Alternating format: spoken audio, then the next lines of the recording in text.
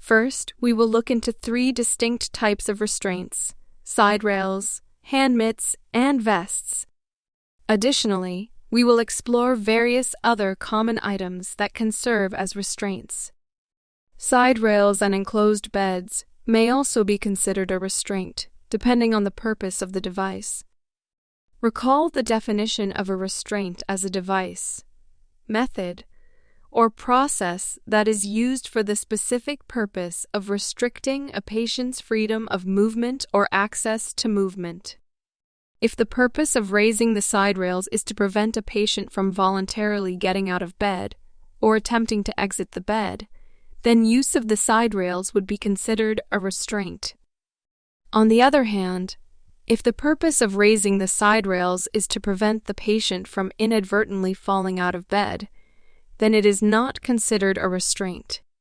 If a patient does not have the physical capacity to get out of bed, regardless if side rails are raised or not, then the use of side rails is not considered a restraint. Full side rails are generally only found on beds in acute care. In long-term care, beds usually have a transfer loop that is a much smaller side rail. The transfer loop allows the resident to support themselves while repositioning in bed and standing up from the bed.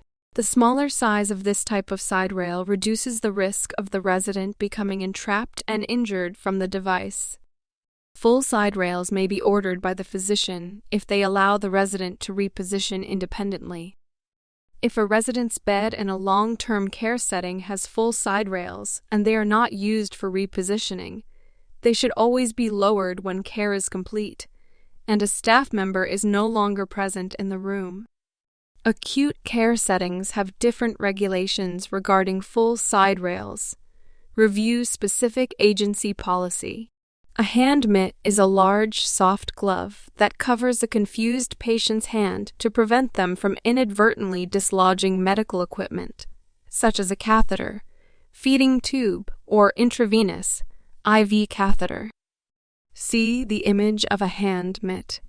Hand mitts are considered a restraint by the Joint Commission if they are used under these circumstances, pinned or otherwise attached to the bed or bedding, applied so tightly that the patient's hands or finger are immobilized, are so bulky that the patient's ability to use their hands is significantly reduced, cannot be easily removed by the patient in the same manner it was applied by staff.